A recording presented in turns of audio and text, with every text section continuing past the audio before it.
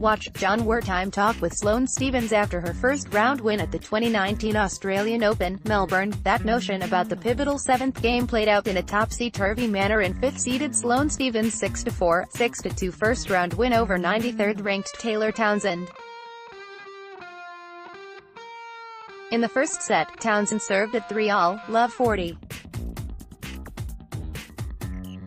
A net-rushing left-hander, as close stylistically as any contemporary player comes to my Tennis Channel colleague, Martina Navratilova. Townsend had begun the match boldly.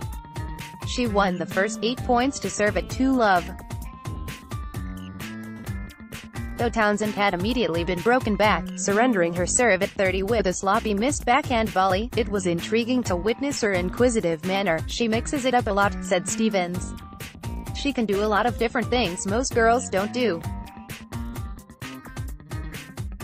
And you're like, what's happening? Yeah, I think that's what makes her so dangerous, is she does a lot of different things so well. I knew from the first point I was going to have to expect a lot of different things back to that seventh game. Stephens held 3 break points, precisely the stage when one expects to see the higher-ranked player pull away. Instead, Townsend fought back and held to go up 4-3. With the temperature north of 90 degrees on Margaret Court Arena, the stage appeared set for a lively tussle between a beleaguered favorite and an attacking underdog. Added spice was that Stephens hadn't won a match down under since 2014, and that Townsend surely felt comfortable at a venue where she'd won the juniors back in 2012. A year ago in the first round, Stephens had watched a 6-2, 5-4 lead evaporate versus Zhang Shuai, in the end losing that match 6-2 in the third. It had been Stephens' 8th straight loss since her 2017 US Open title run. Tennis is definitely a roller coaster, Stephens said immediately after that defeat. But I have learned to just not panic. It will be okay. There's always going to be times when it's really tough, and there will be times when you're on an extreme high. I think for me now it's not that great, but it's nothing to panic about, guys. Stephens was spot on.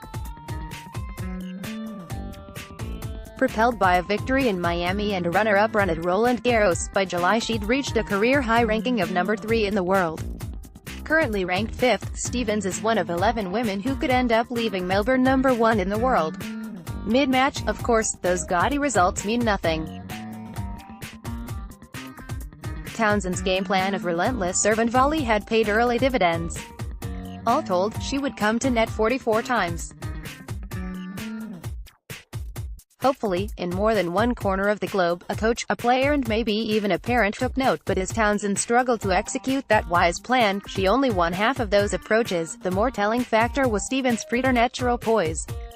If not exactly cool in the manner of Chris Evert, who is, Stephens throughout her career has often demonstrated a superb aptitude for that useful competitive skill of selective amnesia. Asked her thoughts on the sluggish start, Stephens said, "Yeah, I was like, here we go again.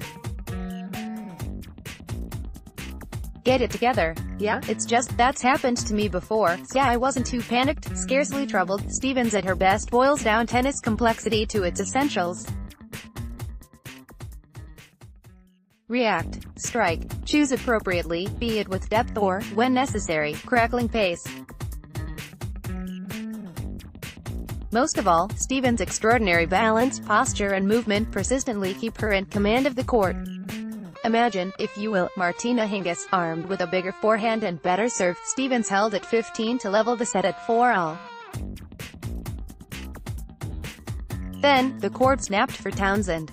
At 4-4, 30-all, she struck a forehand wide and at breakpoint netted the kind of shot a net-rushing lefty should never miss, a benign backhand volley. From there, Stephens was off. An easy hold at 15 closed out the 28-minute first set. The second set was a formality, Stephens rapidly taking a double break lead to go up 3-0. Townsend had her moments, breaking Stephens at 3-0, fighting back from 1-5, love 40 to hold serve, but was unable to strike her volleys crisply and accurately enough to truly trouble Stephens. 7 minutes past an hour, she'd made her way to the second round for the first time in 5 years. "It's been a tough couple of years here," said Stephens, "but I do love this tournament.